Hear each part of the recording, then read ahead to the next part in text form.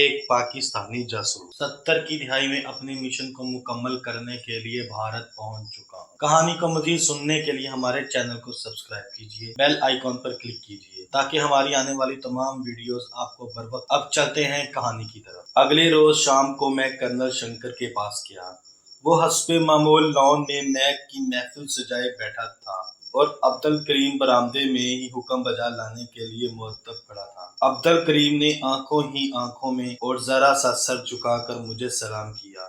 آج کرنل بھی موڈ میں تھا۔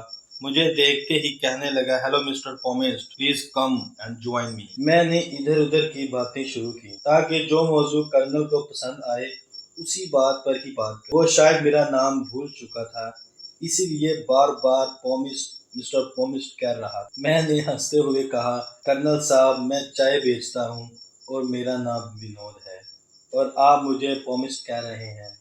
کرنل نے صاف گوئی سے کہا، مجھے تمہارا نام یاد نہیں آ رہا تھا، لیکن پومسٹ میں تمہیں اسی لیے کہہ رہا تھا کہ پہلی ملاقات میں ہی تم نے میرے ماضی کے متعلق صحیح باتیں بتا دی۔ میں نے کہا کہ میں پومسٹری سے بالکل ناواقف ہوں، البتہ فیس ریڈنگ میں کچھ شدھ بدھ رکھتا ہوں، اور وہ بھی اپنے کاروبار میں مختلف لوگوں سے ملنے کی وجہ سے۔ ان کے موڈ کو دیکھ کر چہرے کے تاثرات سے کچھ اندازہ لگاتا ہوں۔ آپ کے چہرے پہ صاف دکھتا ہے کہ آپ کی فیملی نہیں ہے، ورنہ آپ کو سرکاری بنگلہ مل سکتا تھا۔ کلب کی رونقوں کو چھوڑ کر آپ اپنی الگ محفل سجاتے ہیں۔ بقول آپ کا حلقہ احباب بہت چھوٹا ہے۔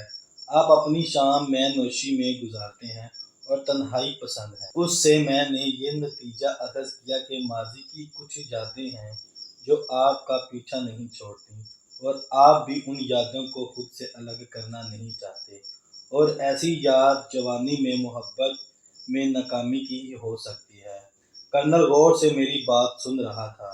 میں نے سلسلہ برقرار رکھتے ہوئے کہا کہ چونکہ میں خود بھی ماضی میں ہی ایسی ناکامی کا شکار ہوا ہوں، اسی لیے آپ کے اس اندرونی درد کو بخوبی سمجھ گیا ہوں۔ آپ کو دیکھ کر مجھے ایک شعر یاد آ رہا ہے، کچھ اس طرح سے سجائے ہیں ہم نے ویرانے کہ اہل شہر بھی آتے ہیں جی کو بہلانے۔ میں تو چاہتا ہوں کہ ہر شام آپ کے ساتھ گزارو، لیکن محض اس لیے روز نہیں آتا کہ ایسی یادوں میں کھونے والا اپنی تنہائی میں ہی کسی کی مداخلت پسند نہیں کرتا۔ اس موضوع پر یاد نہیں میں نے اور کیا کچھ کہا، لیکن جب بھی خاموش ہوا تو یہ سخت گیر کرنل موسم کی طرح پگھل چکا تھا۔ لان میں جلتی نیلگو لائٹس میں اس کی آنکھیں آنسوؤں سے لبریز نظر آتی تھیں۔ کرنل کچھ دیر کرسی کی بیک سے سر ٹکائے خاموش بیٹھا رہا۔ جب وہ خود پر قابو پا چکا تو بولا، میں نے اپنے ماضی کے بارے میں آج تک صرف 2-3 دوستوں کو بتایا ہے، اور آج تمہیں اسی لیے بتا رہا ہوں کہ تم بتائے بغیر ہی میرے ماضی کو۔ میں لاہور کا رہنے والا ہوں اور راوین ہوں۔ میں نے اسے ٹوکتے ہوئے انجان بنتے ہوئے پوچھا، راوین سے آپ کی مراد کیا ہے؟ حالانکہ میں خود گورنمنٹ کالج ضلع کچہری کے پاس کا اسٹوڈنٹ رہ چکا ہوں۔ یہ کالج تقسیم ہند سے پہلے برصغیر کا بہترین کالج مانا جاتا تھا، اور اس کے طلباء خود کو راوین کہتے ہیں۔ کرنل نے یہی مجھے بتایا اور کہا کہ کالج میں شیلا بنوٹ، ایک کرسچن لڑکی سے اسے محبت ہو گئی۔ وہ اس کی کلاس فیلو تھی اور یک طرفہ محبت نہ تھی، بلکہ آگ دونوں طرف یکساں بھڑکی ہوئی تھی۔ میں کالج کے نمایاں طلبوں میں تھا اور پیراکی میں کالج ٹیم کا کیپٹن تھا۔ میں نے فیصلہ کیا تھا کہ گریجویشن کے بعد ISC انڈین سول سروس کا امتحان دوں گا۔ شیلا بھی یہی چاہتی تھی۔ ہم دونوں نے BA کا امتحان اکٹھے دیا تھا۔ ہم دونوں کے گھر کوپر روڈ پر تھے۔ میرے پتا جی پنجاب گورنمنٹ میں ملازم تھے۔ ہم دونوں کے گھر والے ہماری محبت سے آگاہ تھے اور ایک دوسرے سے اکثر ملتے رہتے تھے۔ اپریل 1947 میں لاہور بھی ہندو مسلم فساد کی لپیٹ میں آ گیا۔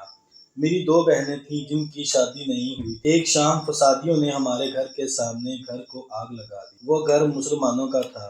میرے پتا جو دل کے مریض تھے، یہ منظر دیکھ کر انہیں دل کا دورہ پڑا اور وہ سرگواش ہو گئے۔ فسادیوں کی شرپسندی پر تو چند روز میں قابو پا لیا گیا، لیکن پتا جی کی موت نے ہمیں اجاڑ دیا۔ ہمارے پاس جمع پونجی نہ ہونے کے برابر تھی۔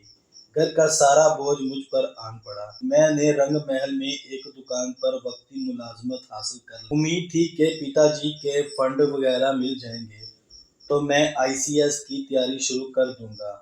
شیلا کے گھر والوں پر ہماری مالی کمزوری کا راز کھل چکا تھا اور وہ کچھ کھچے کھچے سے رہنے لگے۔ اس دوران شیلا کے لیے ایک انڈین کرسچن کیپٹن کا رشتہ آیا۔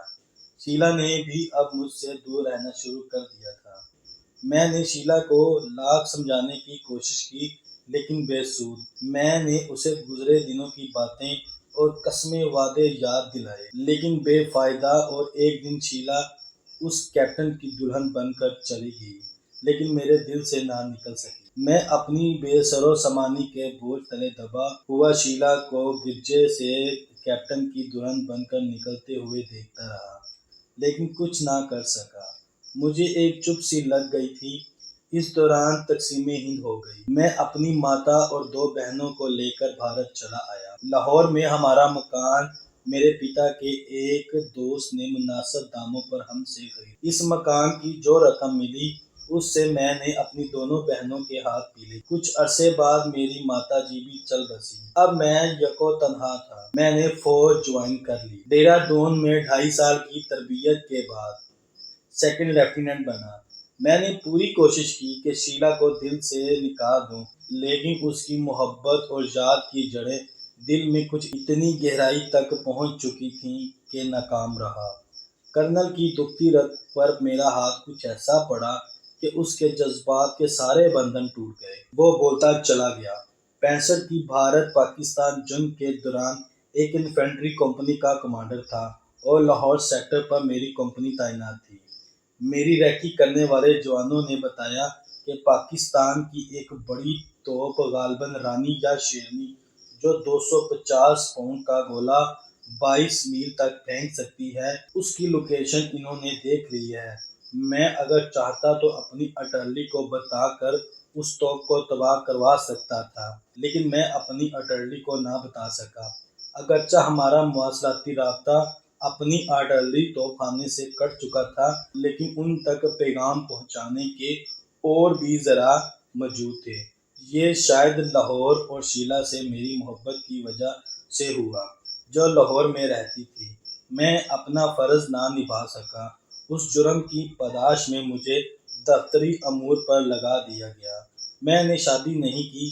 اپنے دفتری اوقات کے بعد میرا بیشتر وقت تنہائی اور شراب نوشی میں گزرتا ہے۔ کرنل شنکر نے اور بہت سی باتیں کی جن سے میں نے اندازہ لگایا کہ کرنل بھارتی فوج سے بھی نالاں ہے اور غیر محسوس طور پر اپنی ذاتی وجوہات کی وجہ سے پاکستان کے بھی اتنا خلاف نہیں جتنا دوسرے بھارتی فوجی تھے۔ رات کے قریب 12 بجے ہماری یہ محفل برخاست ہوئی اور میں کرنل شنکر کے متعلق متضاد خیالات کے ہجوم میں گھرا ہوا اپنے ہوٹل واپس پہنچا۔ یہاں پاکستان کی رانی اور شیرنی توپوں کے متعلق قارئین کو کچھ بتانا چاہتا ہوں۔ یہ 2 سپر ہیوی واٹر توپیں ایک قسم کی امریکہ نے اچھے وقتوں میں پاکستان کو دی تھیں۔ ان میں چلنے والا گولہ 250 پاؤنڈ کا ہوتا ہے اور 22 میل تک اس کی رینج ہے۔ 100 میٹر کے دائرے میں اس کا گولہ ہر شے کو تباہ کر دیتا ہے۔ ان توپوں کے گولوں کی آواز اتنی زیادہ ہوتی ہے کہ چلانے والوں کے کانوں کے پردے پھٹ جاتے ہیں۔ اسی لیے ان توپوں کے بالکل قریب پانی کے بڑے بڑے ٹینک رکھے جاتے ہیں۔ گولہ چلانے والے توپچی کانوں پر ساؤنڈ پروف کور لگانے کے باوجود دھماکے کی آواز سے بچنے کے لیے گولہ چلاتے وقت پانی کے ٹینک میں کود جاتے ہیں تاکہ دھماکے کی شدت کم محسوس ہو۔ 65 اور 71 کی جنگوں میں ان دونوں توپوں نے لاہور کے تحفظ میں نمایاں کردار ادا کیا۔ بھارتی افواج ان کے گولوں کی آواز سنتے ہی دہشت سے کانپنے لگ جاتی تھی اور الٹے قدموں واپس اپنے مورچوں میں دبک جاتی۔ کرنل شنکر نے شراب کے نشے میں اپنا دل کھول کر میرے سامنے رکھ دیا تھا۔ مجھے ٹریپ کرنے کے لیے یہ اس کی ایک چال بھی ہو سکتی تھی۔ عبد الکریم کی درد بھری کہانی اور کرنل شنکر کی باتیں یہ دونوں سچی بھی ہو سکتی تھیں اور غلط بھی۔ ان حالات میں مجھے اپنا ہر قدم پھونک پھونک کر اٹھانا تھا۔ میں نے دونوں کی باتوں کو ایک ایک فقرے اور لفظ کا تجزیہ کرنا شروع کیا۔ بالآخر یہ فیصلہ کیا کہ جب تک میرے ساتھی لکھنؤ سے واپس آ کر عبدالکریم کے بیان کی تصدیق نہ کر دیں، میں اور کوئی قدم نہیں اٹھاؤں گا۔ تارا-پور کے ایٹمی بجلی گھر کے متعلق چونکہ ہمیں پاکستان سے بریف نہیں کیا گیا تھا اور یہ مشن انتہائی اہم نوعیت کا تھا، اسی لیے میں نے ہر ممکن ذریعے سے معلومات اکٹھی کرنے کا فیصلہ کیا۔ نیوکلیر انرجی سے متعلق کتابیں تو میں پہلے ہی لے چکا تھا اور ان کا مطالعہ بھی شروع کر دیا تھا، اور اب میں چاہتا تھا کہ وہاں کے سیکیورٹی سسٹم کے متعلق بھی جانکاری حاصل کروں۔ قارئین نہ صرف میری بلکہ میرے ساتھیوں کی ذہنی کیفیت کا بخوبی اندازہ لگا سکتے ہیں۔ دشمن ملک میں ہندو بن کر رہنا اور اس کی دفاعی نوعیت کی حساس کلاسیفائیڈ معلومات حاصل کرنا اور ہر وقت پکڑے جانے کے خوف نے ہم پر شدید ذہنی دباؤ ڈال رکھا تھا۔ ہمارے چہروں سے مسکراہٹ غائب ہو چکی تھی اور ہنسی بالکل مصنوعی ہوتی تھی۔ راتوں کو نیند میں ہم اکثر چونک کر اٹھتے تھے۔ اپنی کیفیت تو میں جانتا تھا، میرے ساتھیوں نے بھی اپنی ذہنی حالت مجھے بتا دی۔ پاکستان میں دوران ٹریننگ ایسی حالت پیش آنے پر ذہنی تناؤ کم کرنے کے لیے ایک مسکن دوا لیبریم استعمال کرنے کی ہدایت دی گئی تھی۔ ہم نے یہ دوا استعمال کرنی شروع کی اور ایک ہفتہ استعمال کے بعد ہمارے ذہنی تناؤ میں خاصی کمی آ گئی۔